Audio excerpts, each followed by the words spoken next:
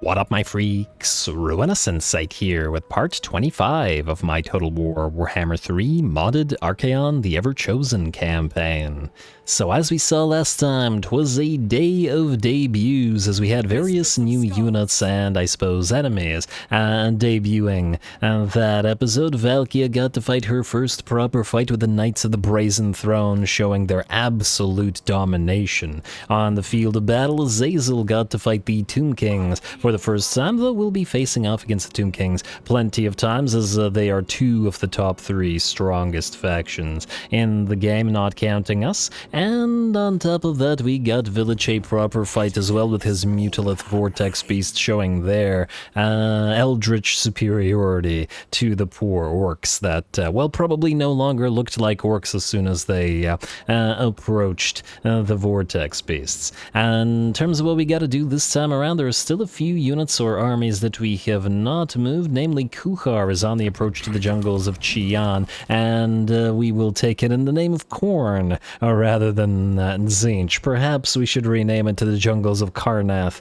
instead of Qian. That would make a lot more sense, at least in this particular situation. Otherwise, we are looking pretty good in terms of what we got to do in this particular turn. We do have to be a little bit careful with our money now, as we're down to 2.4k. We are getting two new armies on the field, the Nurglite sort of plague artillery army, where we're going to have plague claw catapults, and I decided on the Rattling guns over the Warplug Jezzails, mostly because I have a tendency to build Warplug Jezzails in most campaigns as a borrowed unit from the Skaven. I decided on the guns this time around. Of course, Poison Wind Mortars would have worked well here as well, but the Poison Wind Mortars are a little bit more similar to the Plague Claws and the Soul Grinders that are going to be in here, so I figured maybe the Rattling guns for a little bit more difference. It's still green enough for our purposes. And Chant here, who's going to eventually evolve into a Demon Prince of Tzeentch, will lead our flying army, where we're going to have to get a bunch of horsemen to, over time, slowly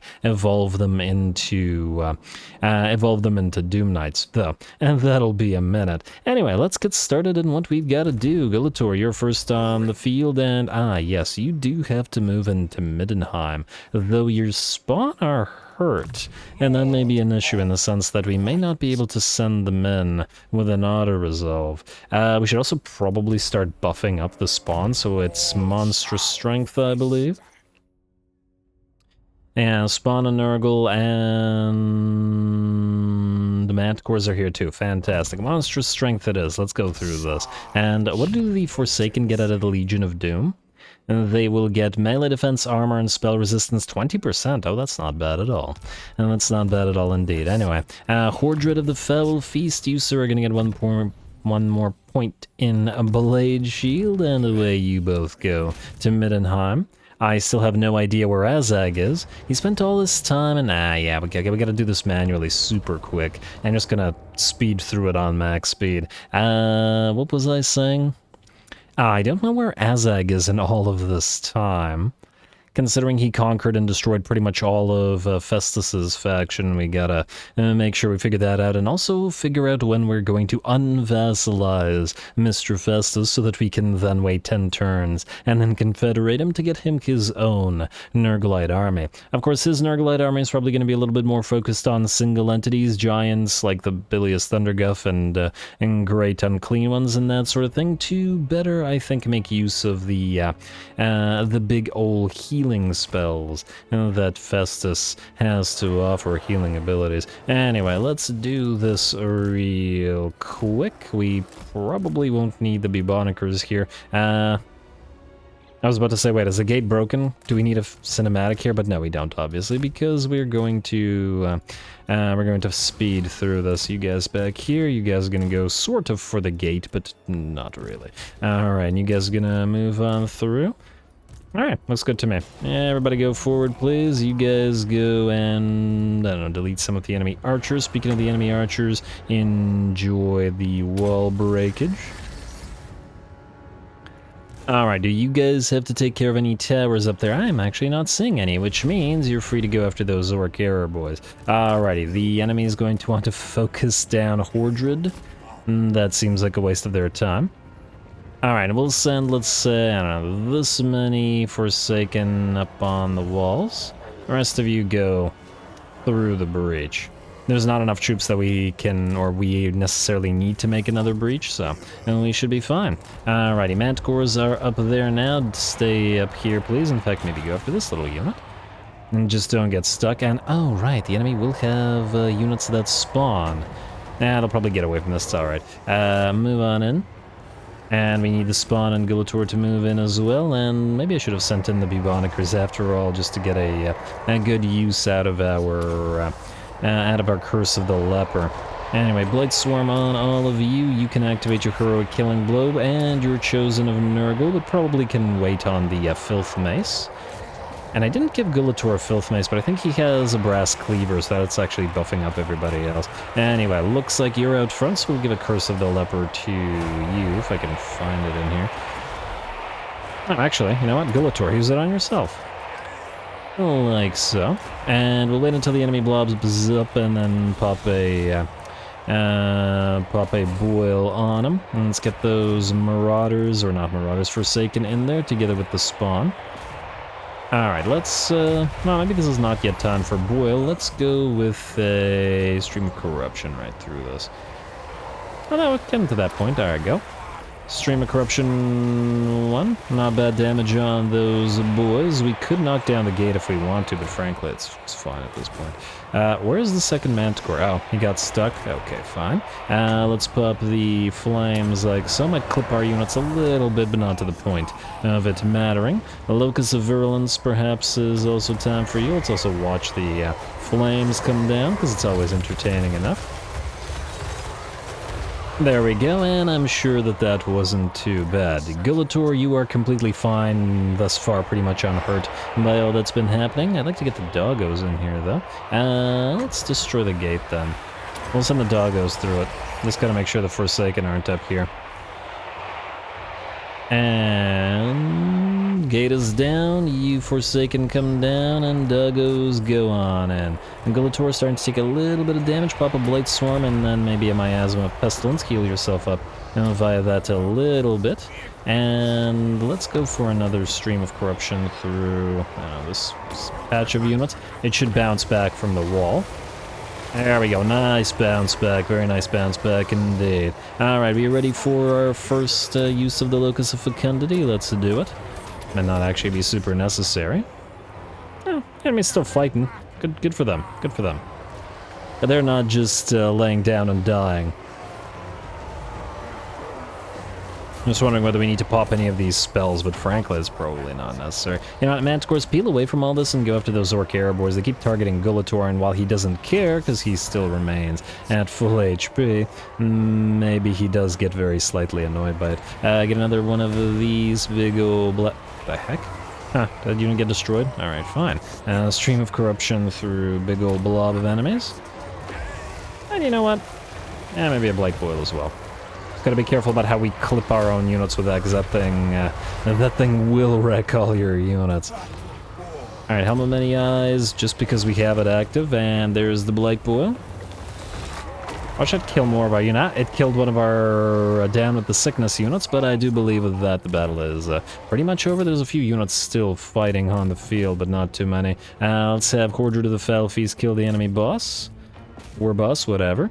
Do we have another Locus of Fecundity available? No, not yet, but it hardly matters. Manticore. Ooh, Manticore took a little bit of, tiny bit of damage up there.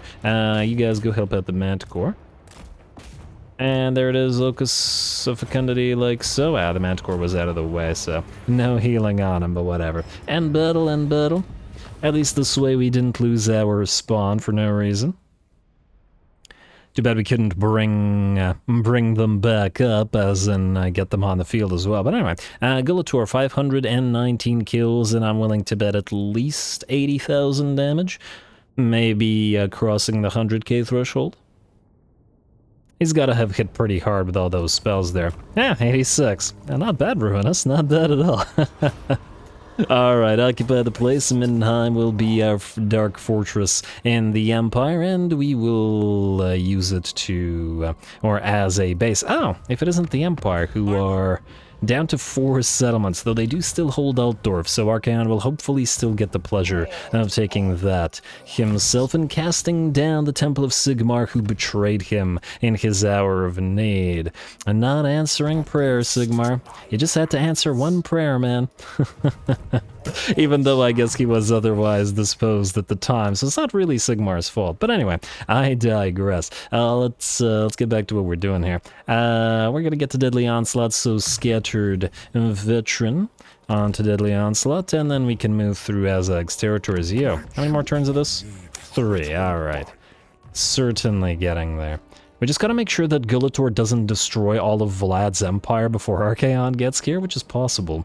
Well, I guess there's also Tomb Kings for Archaon to fight, but I do want him to take on the true Emperor Vlad here, so yeah.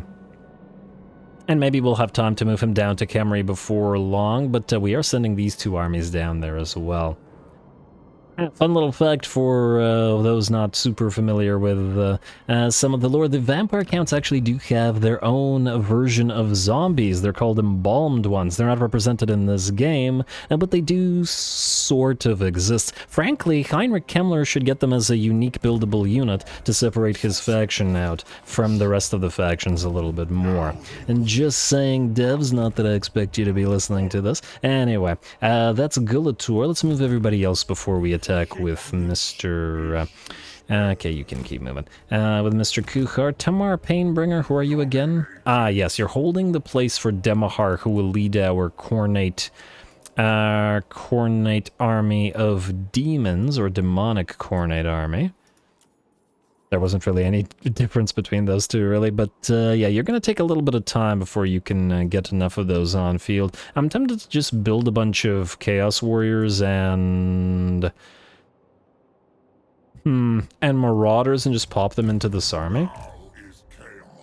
And then use them until we can replace them with demons. And besides, we will never be able to get enough slots for all demons anyway, so we'll have to consider other types of units.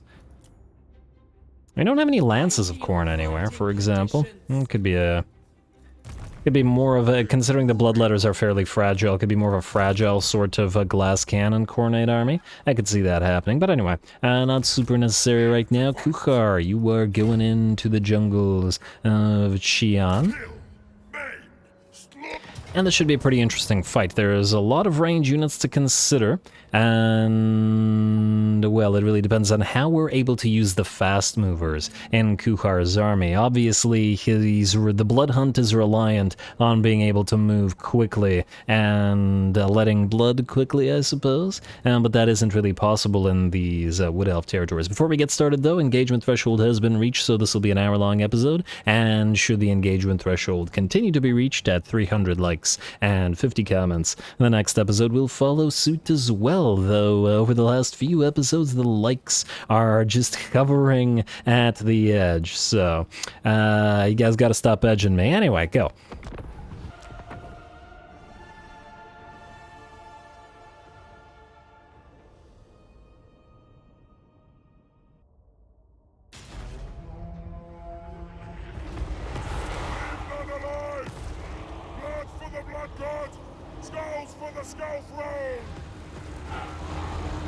Alrighty, Kuchar keeps it simple. Blood for the blood god, skulls for the skull throne, away we go. Should be a pretty tough battle, as obviously we don't have the advantage that we normally have. For this particular army, this is a field army much more than it is an army that is good at sort of getting locked down in tons of choke points. I mean, to be fair, the Khornate warriors do appreciate that, but I'd say 3/4 of the army is not made up of Khornate warriors, and thus those units need a field to sort of ride around in or doggo around in and quickly do damage. But anyway, we begin by sending Kuchar forward together with his exalted hero Thurmond, and we try to bombard the Malevolent Treekin, though that seems to be a little bit difficult, and we're going to switch from the Treekin and to other units as soon as our Khornate warriors arrive. Speaking of Khornate warriors, we've spent 3 Cornate, or sent rather, 3 Cornate warriors to this side and 3 units of Cornate warriors to this side to attack the enemy, while the doggos and try to charge on through. Got to try to engage the enemy range units as quickly as possible, though the sheer number of treekin and pretty much every location that the enemy has is most definitely going to prove a problem. Obviously, the doggos can't really hurt the treekin whatsoever, and will need the Chaos Warriors, specifically the halberds, to deal with them. Those units are tanky at the best of times, by which I mean the treekin, so yeah, it's gonna take some effort. Speaking of, there's one, and it's a non-malevolent one. Oh, I guess the garrison is full of... Right. I remember now, the garrisons, for whatever reason, for the malevolent tree spirits, whether it be Draika or the spirits of Shanlin, I don't remember if there's another malevolent faction out there. For some reason, they use the non-malevolent unit versions in the garrisons, as compared to the faction itself, which is a little bit odd. On the other hand, they do thus get lots of different color schemes going at the same time, which is always reasonably fun. Looks like our chariots got stuck right at the front of these dryads. Unfortunately, the Chaos Chariots, as I've said before, have a lot of problems with mass and have a difficult time getting stuck on pretty much everything, which is a bit unfortunate, but what can you do? What we can do is summon units onto the field, so here come the Forsaken and here come the Spawn to add a little bit of damage to all this, especially considering the first in, Khorne's Chosen, have started to take a bit of damage themselves here, dropping below half HP, which is what allowed us to summon those Spawn and Forsaken in the first place. There is a Malevolent Tree Man here. There's 2 Malevolent Tree Man here. Okay, yeah, well, no wonder the Khorne's Chosen, the dual axes, are having so much trouble. 2 Tree Men and a unit of treekin, and I guess another unit of treekin right here is a lot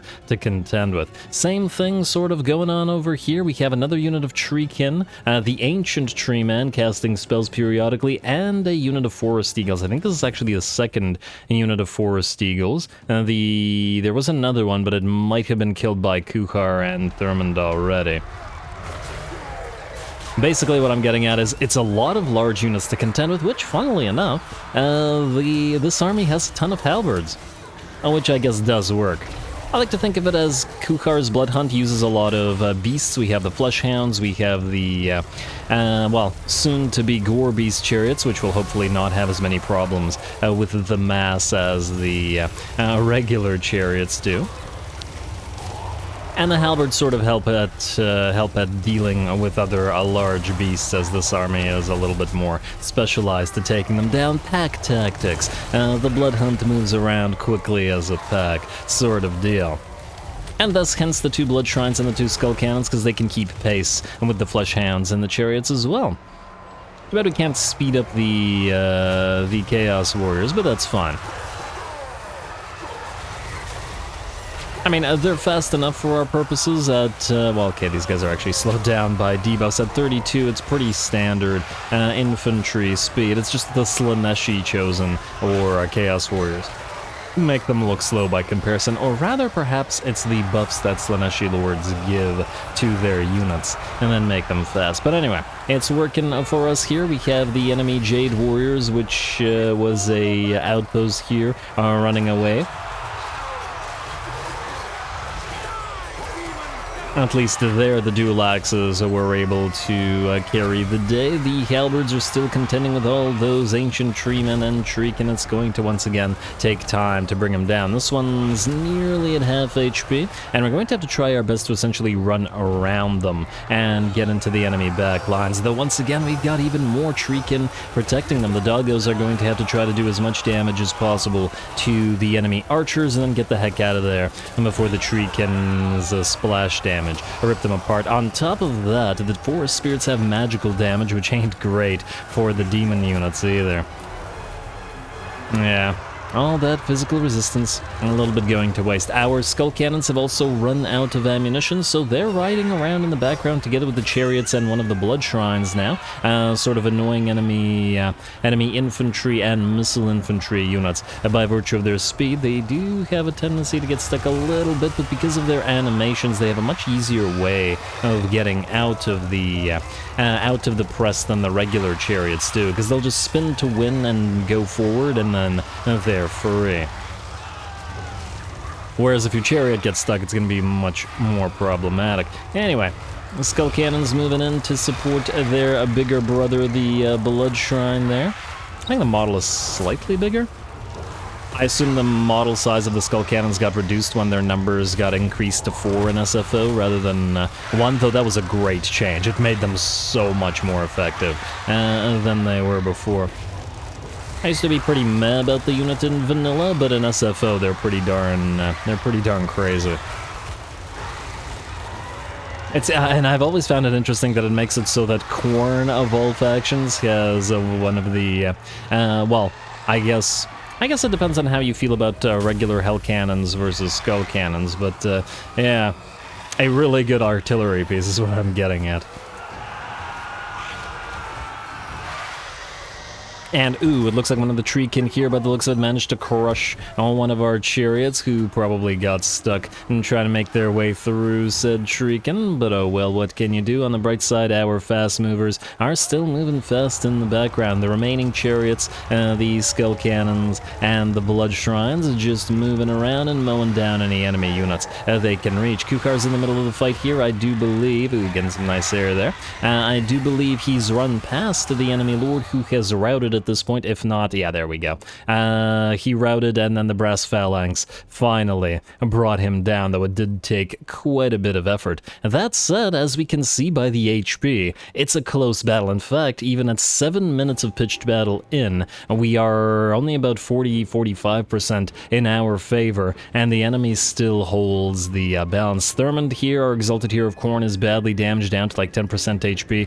Several of our doggos are down to 10 to 15%. A lot of our infantry are very close to routing or being destroyed as well. The contest will be decided here, where these 2 units of dryads, those 2 darn malevolent treemen, and that still remaining unit of Treekin, well, remains. And there's another unit of Treekin out there, but yeah. Very good to the Force Spirits. Nice defense from them. Which as well we should expect. They're pretty hard targets, you know, being made of wood and all. Maybe we should have sent the Slaaneshi army on this. Perhaps they would have appreciated that a little bit more, but hey, Khorne appreciates the difficulty of the battle, which I also appreciate.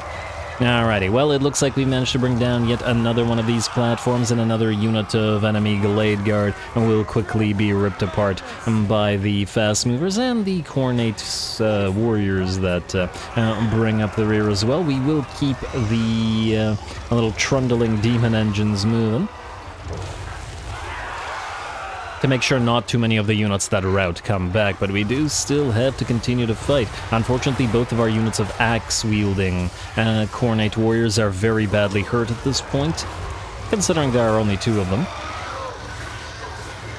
And they weren't going to be nearly as defensive as the halberds were, and they will no longer really be able to contribute to the fight, and have by and large either backed off or are now chasing enemy units around, so it'll have to be the halberds and that carry the day. Once again, appropriate, as we still have these Treekin to take care of and these treemen to get to eventually. And oh, one of the axes went back in. The Khorne's Chosen still fighting. Although this isn't an ideal situation for them by any means, but look at all the blood everywhere. Hopefully Khorne appreciates the destruction of the forest spirits. I'm not sure it doesn't count as collecting their skulls, perhaps, because they don't have skulls, they're just made of wood. But Khorne probably doesn't really care. He just wants it all destroyed. Ah, and it looks like we do succeed, just barely pulling it off with a Pyrrhic victory. We still had these two units of halberds at a little over half HP, so these two would hopefully have destroyed the remaining units of forest spirits here. There were still 2 units of treemen at about half HP, but I think we had sufficient units remaining on the field that we would have brought them down, especially that the treekin were basically destroyed and were routing at that point. Still, a very, very nice battle. Let's see how much damage we took, though I imagine we will recover at least some, and due to non-model losses, I hope.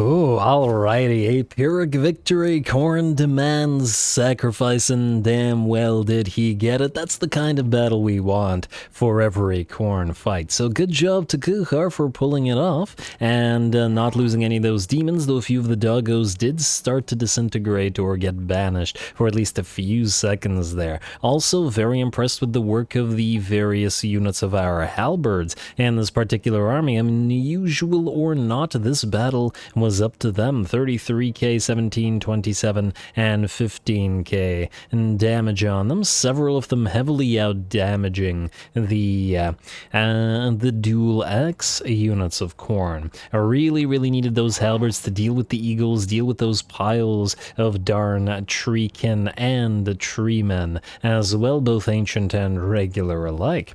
Yeah, and there were 3 of those and 4 treekin and 2 great forest eagles. Plenty of stuff to eat halberd. I guess not so bad on some of the damage on at least one of the units of Khorne chariots. Yeah, so this one got 23k. The one that lost a couple units early was about half of that, which does make sense since it had about half the units. The Blood Shrines only did about 8 to 10k, but that does make sense considering they're a support unit. And we got 19 to 13k on the 2 units of our Skull Cannons. Granted, they didn't usually get the kind of play they would normally get in a field battle, but they still did well riding around in the background and annoying the enemy. Anyway, we can... You know, I never considered subjugating this faction. Is there anything we would want out of the Wood Elves? I mean, we could subjugate them just for fun. I'm not sure that I'd actually want any of their units, or that any of their units would fit with ours, but... but on the other hand, then we wouldn't be able to rename this to Jungles of Karnath, would we? On the other hand, we do get bonus for subjugating everything, and these are the malevolent forest spirits, rather than the regular forest spirits. At least these guys, we can make an argument that they got corrupted by Tzeentch somehow, and then beaten into submission by Khorne until they were ready to join Archaon. And it's tempting. And I don't think this faction... Actually, I don't know how much this faction hates us. Let's find out. Subjugate. I'm actually curious. You are at minus 1237. Ooh, wow, you do not like us. Probably not going to join any wars that we declare, and will probably, not going to trade with us, but oh well, whatever. And just for fun and just for the additional bonuses, we are effectively, well, all the passive souls that we lose, we gain back due to vassal tributes, so, and that's just fine. Anyway, Kuchar, you did well, sir. You are going to continue moving, however, and you need to head out to sea, because you've got places to be. Hopefully you heal enough in friendly territory, because that's where you're going. Alright, we are going to let Hexus the Uncoordinated catch you, though, because you're at 19 out of 20 and could have really used a few of those glittering robe buffs, though I guess he doesn't have it yet, in this particular battle. Also, while we're here... a couple things I wanted to do. I didn't... Well, yeah, let's do a round of names. I think I didn't do any last episode, so we could do this one. I'm going to take the Lethal Company out, and I'm going to give them to Valkia instead, because I did have a name that was specifically for halberds, and I doubt that we're going to get any more Khorne halberds anywhere, so you can be the Dragon Slayers. Yes, the.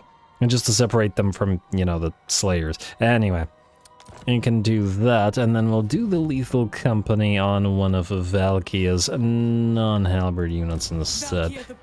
Alright, you're not named, so the Lethal Company immediately for you, sir. And you know what, while we're naming corn, we may as well continue naming corn. You shall be the Devourers, and... did I spell that right? I hope so. And the Chainless. Alright. Pretty good. We got still tons of names for skull cannons. I won't have that many skull cannons. Everybody wanted skull cannon names. Alrighty, maybe I'll get a few more somewhere just to fit the names in.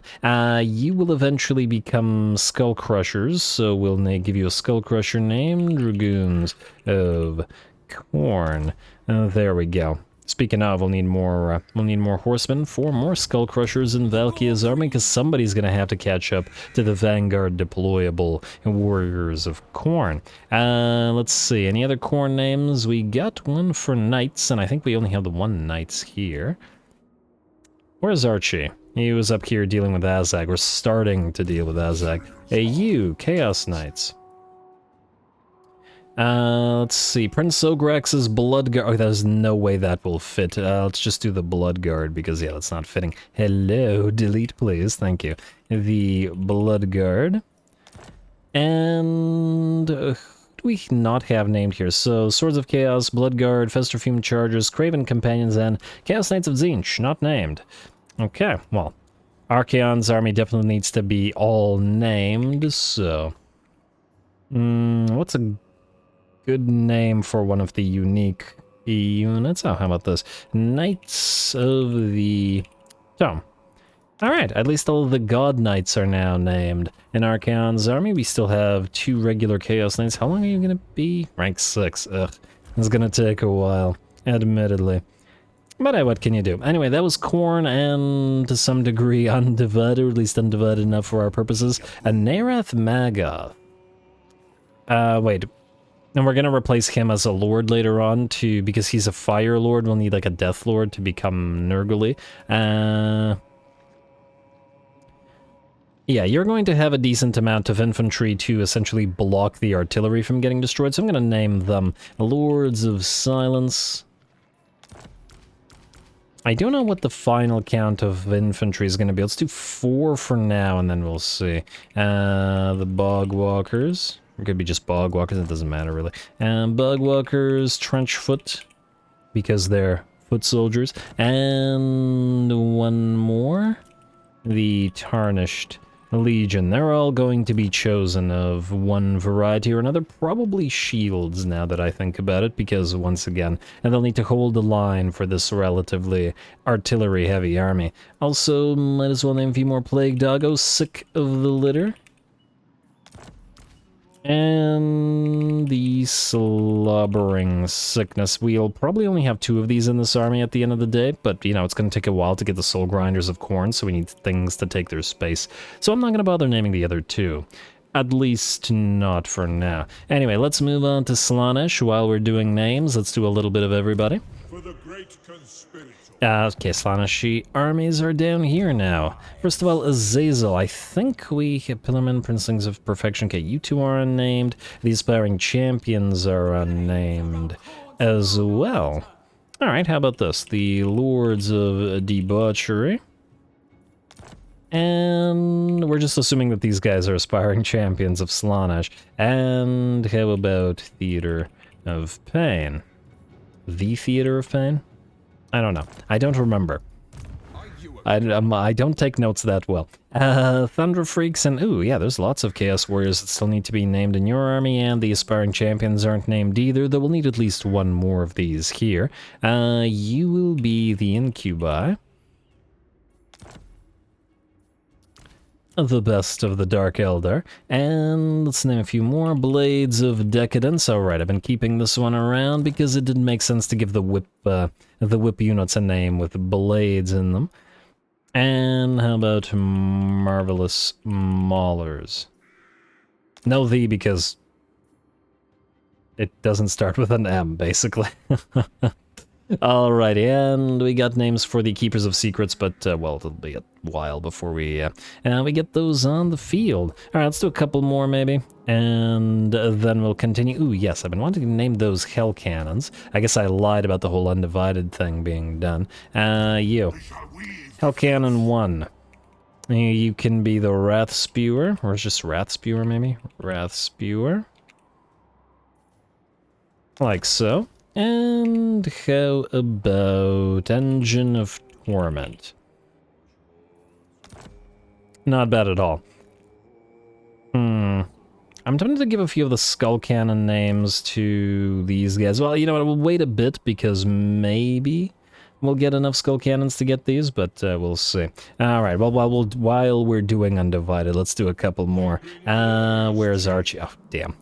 I got too used to him being down there, and I go there every time. Aspiring champions, you'll be Heralds of the Everchosen.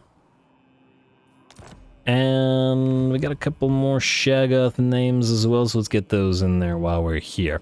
And then we'll continue, I'm gonna spend the entire episode doing this.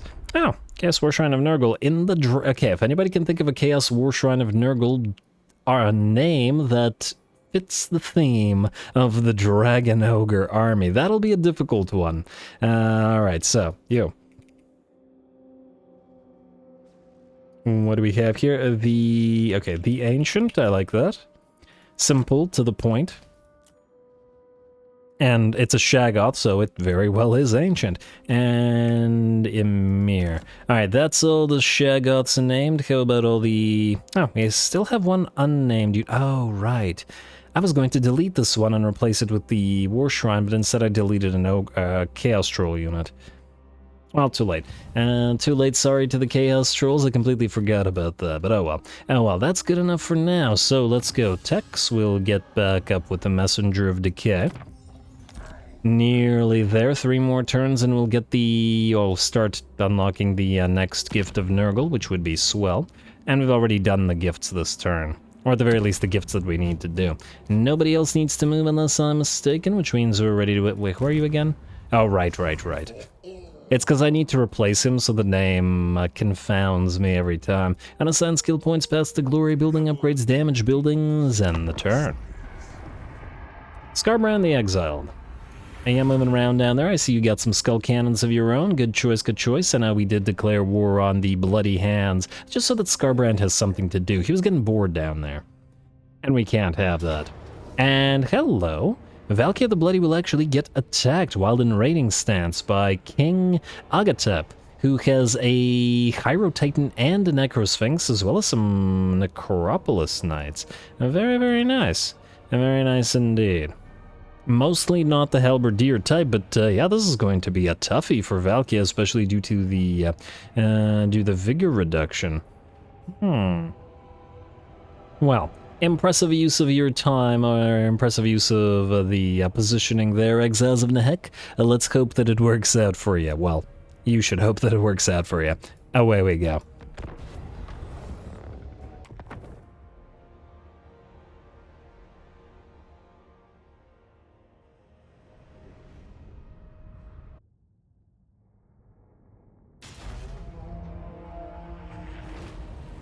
We cannot interfere with the path laid out by our master. Crush them underfoot. Alrighty, we got quite a nice looking map here in the background to face this second tough battle on. And we got Dark Elven towers in the background. Very nice. I would have expected more Tomb King structures here, but we are very near to Dark Elf territories after all, so it looks like this is a Dark Elf territory more than anything. But anyway, here we go. We are going to do this thusly. We are sending in the units of the Knights of the Brazen Throne, who will be heralded by piles of axes into the Necropolis Knights. Looks like we'll get a few hits onto our own units, but we can just target a different unit with our axes right after. Let's see how this charge does. Alright, the Necropolis Knights are certainly losing HP, but obviously not nearly as much as an infantry unit who would get hit by the Knights of the Brazen Throne, so it's going to take some effort to make our way through the big old snaky boys. At the same time, Valkia is going to touch down and go after the Casket of Souls. We need this thing destroyed immediately. It's the biggest and most important target on the field by virtue of the fact that it can absolutely cripple our pile of Marauders and to some degree our Chaos Warriors as well if we let it fire. So, and the Knights of the Brazen Throne will prove a distraction for the enemy, Necro Serpents / Necropolis Knights while Valkia takes this thing down. Out here we still have a little bit of contest going on between the Knights of the Brazen Throne and the Necropolis Knights, though as a single unit they don't seem to want to face off against the Skull Crushers. I guess it does make sense since these are the regular anti-infantry Necropolis Knights rather than the halberd-wielding type. That said, they've called for reinforcements as a Necrosphinx moves in, and the Necrosphinx is specialized at this sort of thing, bringing down the first of the Knights of the Brazen Throne, and we'll be going after the rest. We don't want to face off against him, so we're going to back off, especially with the enemy Tomb King helping him out, and halberd-wielding Tomb Guard and a Hyro Titan sort of moving around. That's a little bit too much for a single unit of unsupported cav, even if they are Skull Crushers. Their infantry are still approaching the enemy, though it does take time because of the relative slowness of the Chaos Warriors of Khorne at their 32 move speed. Not quite as slow as the... Oh wow, the Tomb Guard are... 35. Really, the Tomb Guard... You would think that the Undead would be slower. That's unexpected. I guess I'm a little bit too used to the vampire counts, move speeds on like zombies and skeletons. Damn, 35. I can't believe they're faster than Chaos Warriors of Khorne. Could be due to buffs, though. I'm not entirely sure. Well, either way, I suppose it doesn't matter much. What does matter is who carries the day, and hopefully that'll be us. Over here we have our Marauders of Khorne with axes facing off against the Necropolis Knights. Not the best contest, but we do pop Sacrifice on one of our units, bumping up the melee attack of the Marauder horses to 76. So two of them are fighting in melee and distracting the enemy, while axes fly from the other two into the backs and flanks of those Necropolis Knights. Plus Valkia has arrived to poke away at the enemy a few times. And the enemy will try to focus on Valkia, which is obviously going to be to their detriment, as she'll be able to bring a couple of them down with every strike of Sleipnir. And there we go, down to those axes and the spear. The rest of the battle has begun in the meantime as our Chaos Warriors of Khorne and our limited number of Marauders have made their way to the fray. Probably not going to go the best for them in several locations. I'm not sure how Necropolis Knights would fare against Chaos Warriors of Khorne, but they can certainly, or especially with dual axes rather than halberds, but the Marauders are going to have a particularly bad time against Necropolis Knights, without even speaking about the Hyro Titan and the Necro Sphinx in the midst of the fray. And we got some Sepulchral Stalkers helping them out as well. You gotta love the aesthetics of those Tomb King units, though, looking fantastic as they always do.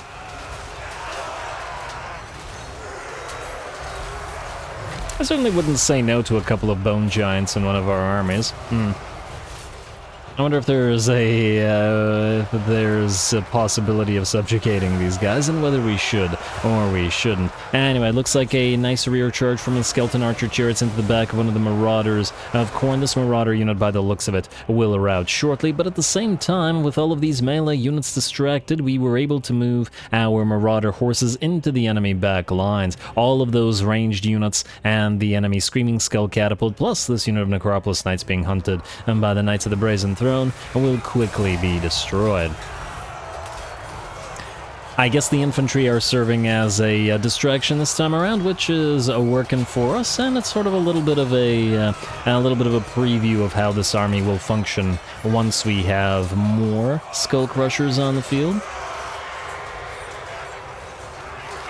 Wherein the regular Skull Crushers will be much stronger than the Chaos or the Marauder horses. It's kind of funny the way they look when they attack with those axes. It almost looks like they're not really touching the... they're not really touching the enemy with them, and the fire makes it difficult to tell that they're axes, especially from a distance. So they're just kind of like waving sticks at them, just like, go away.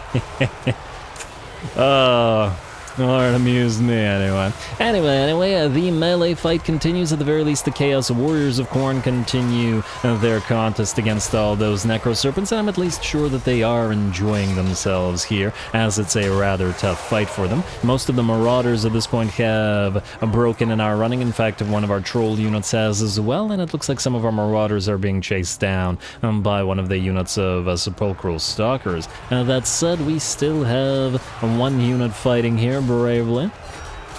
And the fact that it's still fighting means that as soon as another use of sacrifice runs out, we can hopefully use it again. Plus, we do have sacrifice available on our Marauder horses as well, which is quite helpful potentially.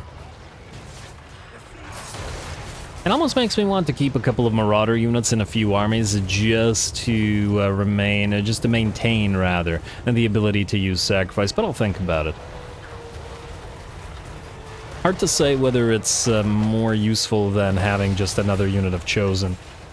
For example, yeah. Alright, keep running from that Necrosphinx. It has taken about maybe 30% of its HP, or lost about 30% of its HP, but the rest of our army is in pretty bad shape. Our cavalry is more or less fine, up to between 50 and 75%, but our infantry is badly mauled at this point. Now we're going to force all the infantry to blob up together with the trolls to more or less protect the trolls from hits, and use them as a blob and or Death Star together with Valkia to run down individual enemy units. It looks like a unit of Warriors of Khorne routed and then rallied, only to immediately get charged by more Necropolis Knights.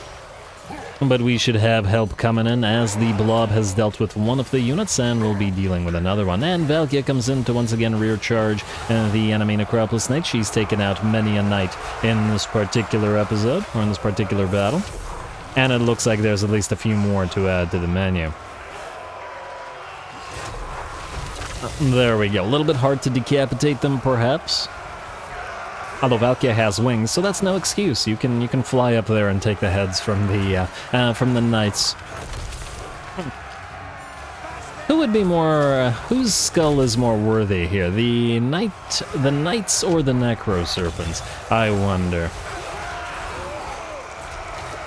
By itself, the Necro Serpent should be a more threatening prospect than the Necropolis Knight itself, because they're just Tomb Guard. But I guess it doesn't matter. We collect all the skulls anyway. Anyway, it looks like this unit of Necropolis Knights is done for once again. The blob is reviving and will continue gathering troops. It looks like these units of Khorne, Chaos Warriors of Khorne. Yeah, 10 kills, but nearly 6k damage, plus with the help of the trolls there, did manage to get rid of at least one of the units of Necropolis Knights, although it looks like they did get surrounded and by the Tomb Guard here. That damn Necrosphinx, rather, has been chasing around the Knights of the Brazen Throne constantly, and it moves at roughly the same speed as they do. In fact, it moves at exactly the same speed as they do, so it periodically brings one down. Granted, this does mean that the Necrosphinx hasn't really been applying itself to other portions of the battle, at least not as much after the infantry line collapsed. But it does mean it's managed to get rid of a decent amount of those skull crushers. So good job to it, and good job to the AI for doing some proper rock, paper, scissorsing and not allowing us to leverage the Knights of the Brazen Throne as much as we'd like. Anyway, we're gonna have to drown that Necrosphinx in bodies. The Necrosphinxes don't have as much splash damage as the Camarine War Sphinxes do, so they'll take a lot longer to work their way through piles of Marauders. While it's distracted, we can have the Knights continue to do their thing. And the axes continue to fly. It's a 9-minute already straight pitched battle, and they haven't run out of ammunition either. So they're still looking pretty good. And plus it's a little bit of extra armor-piercing damage on those axes, which I'm sure is quite helpful against those Necropolis Knights. Finally, it looks like the damage is sufficient. The army losses are sufficient as well for the enemy army to begin melting away. Or at the very least, the Necropolis Knights and the enemy Necrosphinx. And they will fight to the last. Valkia will get in a few more hits with her spear as well, perhaps, unless all of the troll units block her. The trolls, once again, being temporary in this particular army until we can get bloodthirsters on the field, probably in the next couple of episodes. Though it'll be a while before we can get the Skull Crushers. We definitely need the Exalted Hero with that trait that gives plus 100 experience to units, because otherwise it'll take absolute ages. Anyway, while the rest of the army has crumbled away, they still have the Hyro Titan to deal with. These things are absolute tanks, and tank they will. This one has been taking axes, and now it's going to take the rest of the blob attacking it. Valkia moves in. Too bad there's no animation for heroes, flying heroes like Valkia and stuff, and attacking units without landing. Like, when she moved in, it looked like she could just try to drive her spear into the eye of that Hyro Titan, but alas, she does have to land. And I feel like it does make more sense to at least somewhat leverage your ability to fly and poke the thing's eyes out. Even though I guess it doesn't really have eyes, but, you know, just because of the, just because it would look cool if nothing else.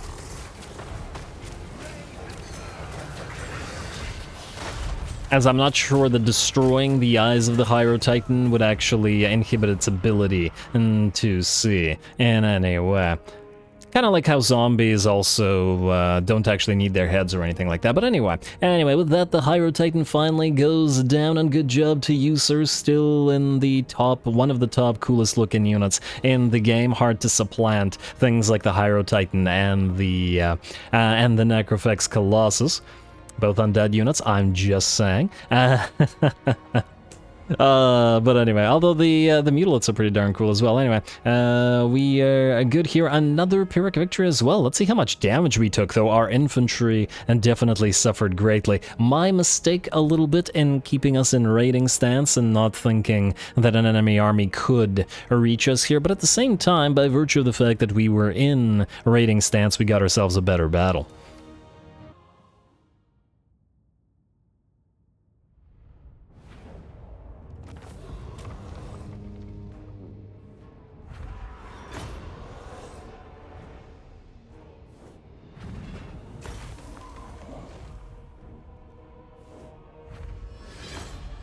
Oh, very nice. 2 tough fights in a single episode. This is a rarity. A rarity, I guess we were truly blessed by Khorne this day, because both tough fights were of the Khornate variety. 115 kills and 19k damage on the Dragoons of Khorne there, 23.5k on this unnamed unit of Marauder horses, eventually to be Skull Crushers. And yeah, it looks like the Marauder horses were the MVPs this time around. That is rare. That is very rare indeed. I mean, granted, the Knights of the Brazen Throne got more damage, but they're supposed to. 23k and 19k on Marauder horses is very, very solid. They also outdid the Chaos Trolls, which were, to be fair, quite helpful in this particular battle as well. I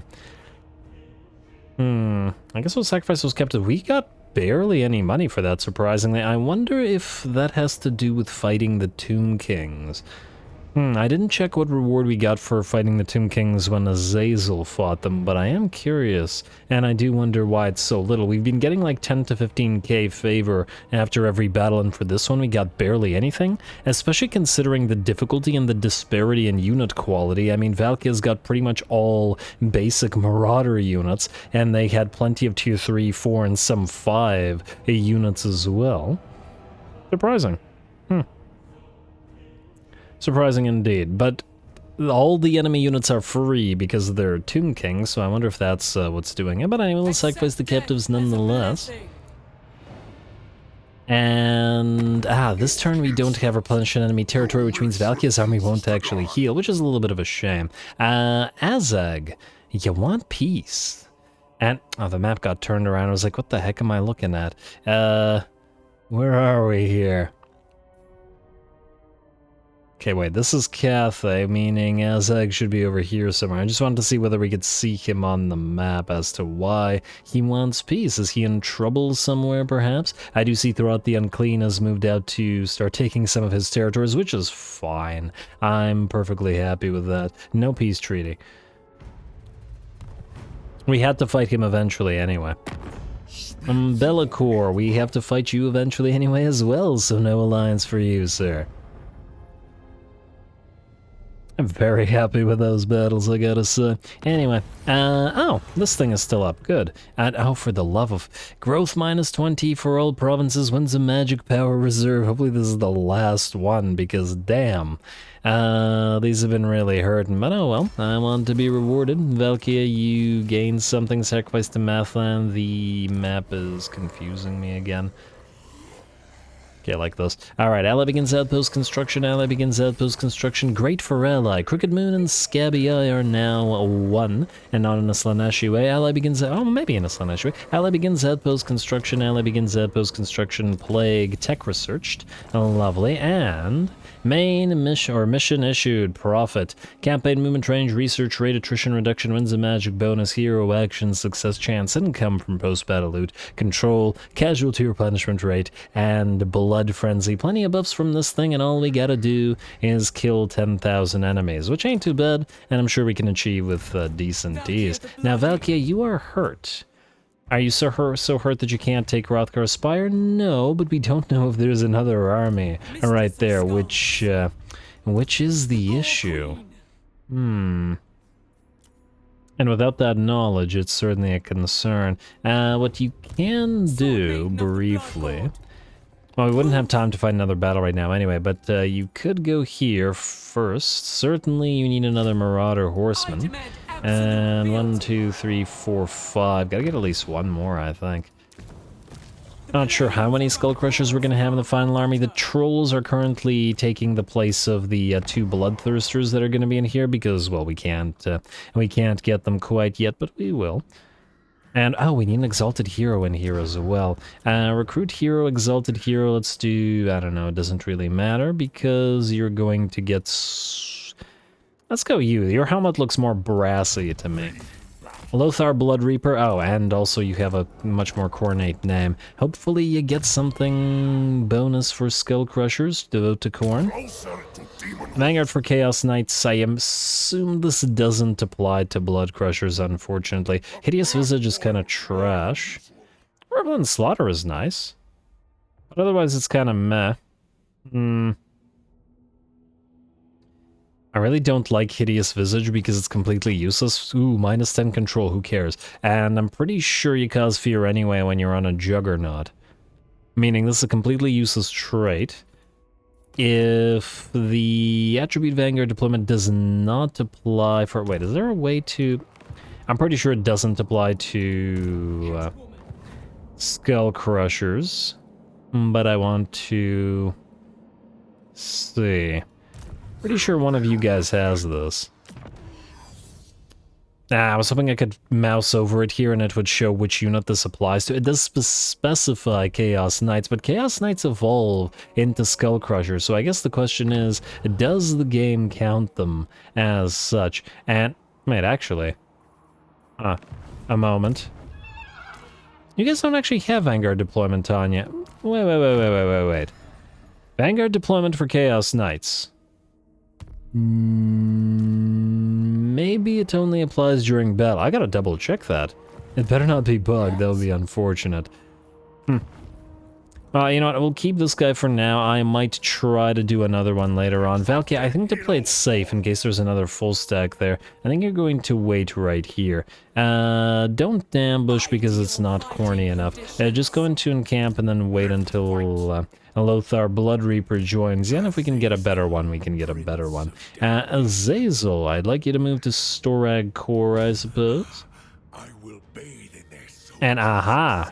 We got more Tomb Kings around there as well. And ooh, did I just... Okay, for a second I thought I had stopped him to the point that he wouldn't be able to reach it. But what do we have in terms of defenses and storage core? Nothing crazy. But we have a couple of armies here, which means we probably do have to fight. Siggy, you're probably going to be able to auto-resolve the... Urukai, who are you again? Oh yeah, you're supposed to meet up with Azazel. Siggy, back to you, sir. Circle of Destruction. Quick auto-resolve. Hopefully there isn't a full stack nearby. Oh, well, it doesn't really matter. This shouldn't hurt you that much. 76 lost, really? To this game? Okay. Sure. Occupy. And hey, an Armor of Destiny. Very nice pickup for someone other than you, since you have the Auric Armor.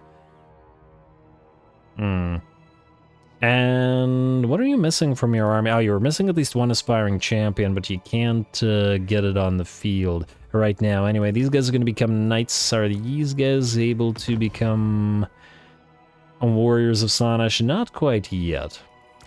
Alright, that's fine. Alright, well, if we're going to fight with Azazel, we probably should fight right now, because we're running out of time rapidly, especially for more battles, so...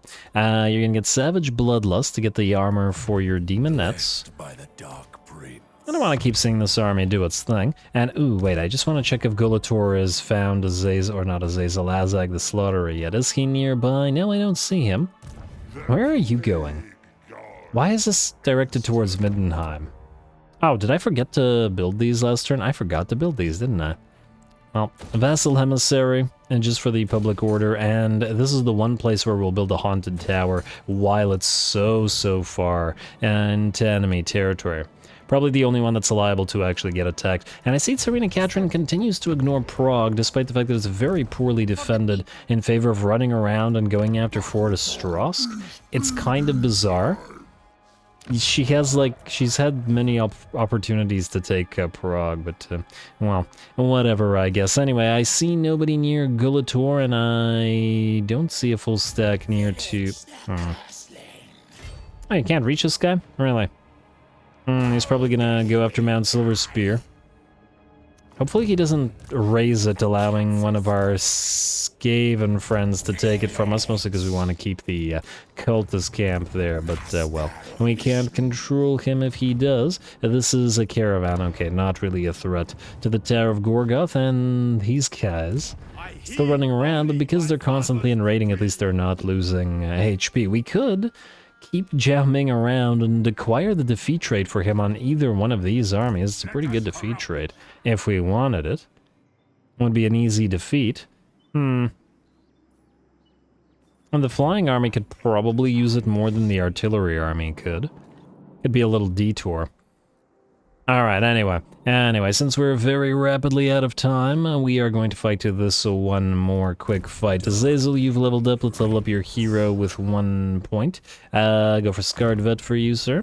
And lastly, you... I guess scouting. We should really look into... Well, basically everything you have. All the bonus speed to the army and pain is pleasure, etc. But nonetheless, scouting first, questions later. And go. Alright, Pyrrhic victory again. And we'll see about that. Gonna have to be careful about the Casket of Souls and the Screaming Skull Catapult, the second army. And with a Casket of Souls, eh? Interesting to see. Probably best to destroy the garrison army before the reinforcements arrive as well. Go.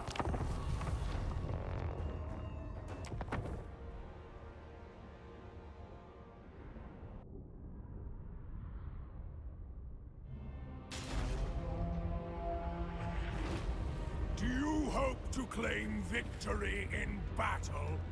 I have poisoned gods. You are nothing. Alrighty, Azazel keeps calling everybody nothing. Seems kind of mean, but, well, there it is. Anyway, here we go. We face off against the Tomb Kings once more, and we'll be hit from two sides with the two enemy armies. So, we are looking to destroy this army before the second one arrives, though fortunately arriving all the way back here, and most of its army being made up of slow-moving infantry, means that it will take them quite a long time to reinforce what they've got going here. Azazel and his exalted hero will land immediately upon the enemy Screaming Skull Catapult. Can't have this thing fire on our infantry as they move in. Zazel looks like he's having fun. Alrighty, and as soon as we've done sufficient damage or distracted sufficiently the enemy Screaming Skull Catapult, just trying to watch Zazel's animations there. Oh, we can move away. And, oh, wow, that little area of effect hit managed to destroy the catapult as well. Very nice, very nice. Over on this side, we have our Exalted and regular Demonettes both moving in, facing off against some Tomb Guard and applying their armor piercing to these armored units, though the enemy has moved in some Sepulchral Stalkers to help them out. It's always interesting to see Tomb Kings fight in the snow, but I guess the Tomb Kings have gone to Norska, so it's not particularly strange, since it did happen in the lore. Alright, haven't seen too much combat from our Demonettes thus far, so maybe we'll do a little bit of a more focus on them in this particular battle, and it does look like they are ripping the enemy units of Tomb Guard apart, though once again, you gotta be careful about those Sepulchral Stalkers, though by the looks of it, they are now being distracted by Zazel, and he probably isn't going to be too threatened by them. It looks like the enemy Tomb King has arrived as well, and Zazel will pop Temptator and his Potion of Toughness to make sure that he doesn't take too much damage from both of them, as well as call for the Marquis to add a little bit more damage to those Sepulchral Stalkers. The Stalkers fall before the Marquis' many arms and blades. Huh.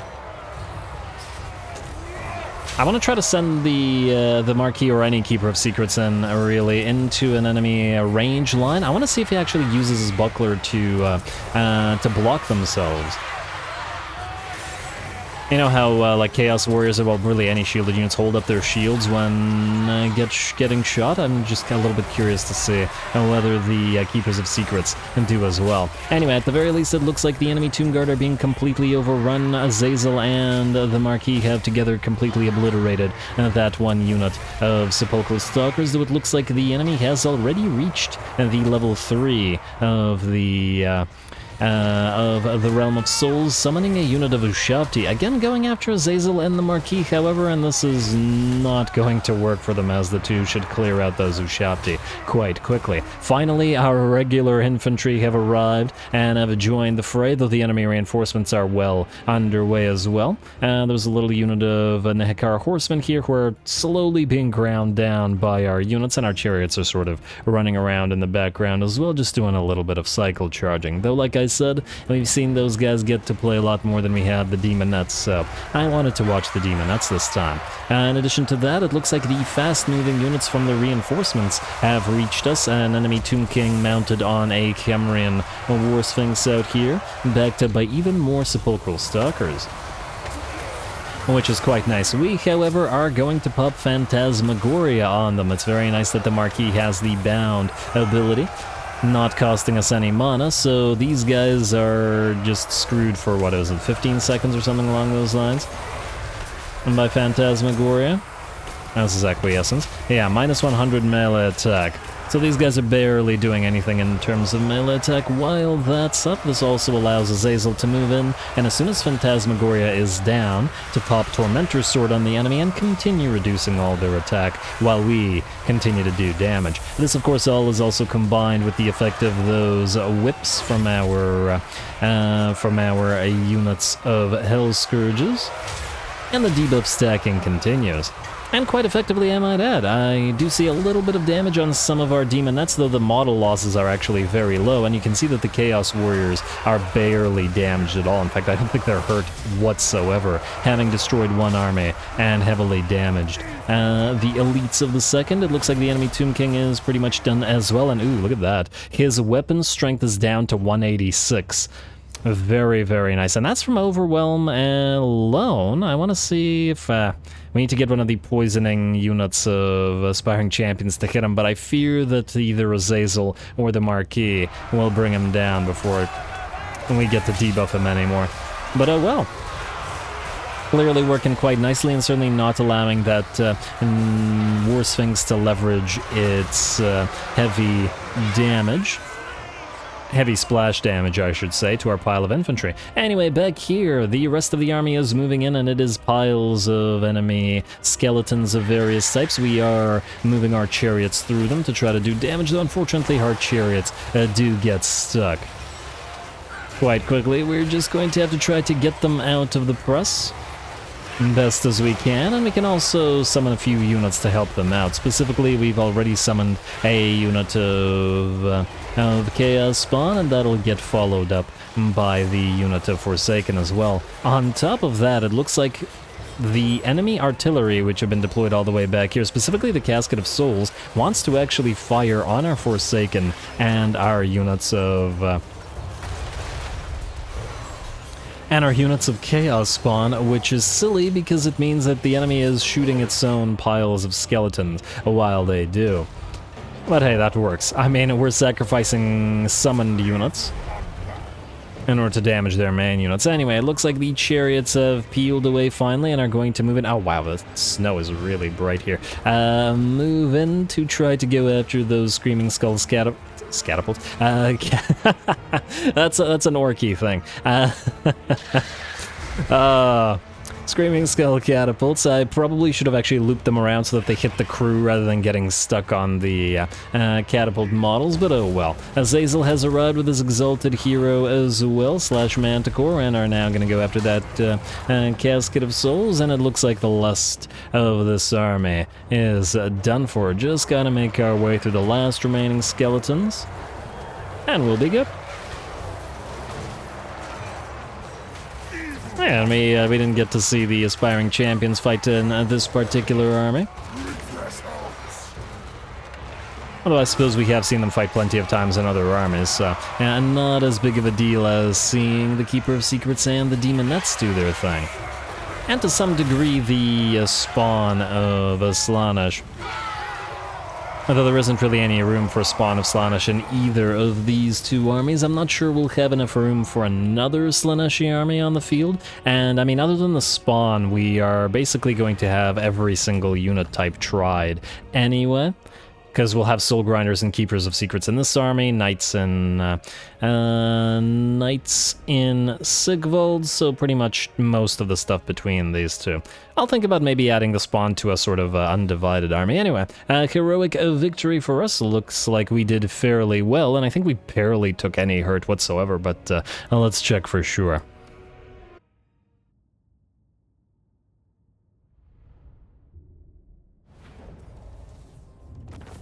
Alright, there we go, and yeah, only 4.6k total favor. Man, it's almost not worth fighting the Tomb Kings if they're gonna give us so little money in terms of reward. How dare you, game. Nonetheless, an interesting battle, a heroic victory. Yeah, Azazel's army feels really, really strange to play, because it's not what you really expect from a Slaaneshi army. It doesn't take much damage, but it also doesn't do much damage, which makes for long pitched battles against enemy infantry and the like, but it is an interesting dynamic that separates it from other Slaaneshi armies, which I do enjoy. And we'll still see how, to a degree, we can power up those Hell Scourges, and I want to continue stacking those debuffs. The Demonettes certainly dished out the damage, as that's why they're here, though this one will eventually be replaced by another one of these Keepers of Secrets, and same thing goes for the spawn, whereas these two Marauders will be replaced by Soul Grinders, and we still need the Shadow Mage as well. Otherwise, I'm reasonably happy, a little bit disappointed in the damage dealt by the various chariots, considering this was probably an ideal battle for them, as they were able to just smash into piles of enemy skeletons and such, but it seems like the Chaos Chariots do have a little bit of a mass problem, considering that they don't have bleed like the Gorbeast Chariots, and they do much less damage, but if they had a little bit of mass, it could at least punch through those weaker units, like all those skeletons. Maybe it's not so much an indictment of the Chaos Chariots as a indictment of the fact that hump wagons are too good for what they are. Because they have no trouble at all with getting stuck in melee, at all, and the Chaos Turrets are obviously much more heavily armored and should have much more mass than the Pump Wagons do, but between the Pump Wagons' animations and stuff, they don't. Get stuck, I mean. Still, interesting. We are good here, and we have plenty of HP remaining, so even if we do get attacked next turn, just like Valkia did, sure, Azazel will be fine. There is probably a full stack running around belonging to Katep, but we'll have to wait to meet it, specifically because we're out of time, and I'm calling the episode here very much out of time, in fact. Next time we continue advancing southward with Valkia, Azazel, and Sigvald. I might fight the battle for Karakungor between the episodes, just because the giants, you know, don't want them to get damaged, but then we'll continue with other battles elsewhere, and, well, that's the end of every episode. We'll continue with battles elsewhere, and we'll continue continuing as such. To be continued. Stay tuned for more Archaon. Don't forget to leave those likes and comments below, especially the threshold. All glory to the algorithm, and thanks for watching.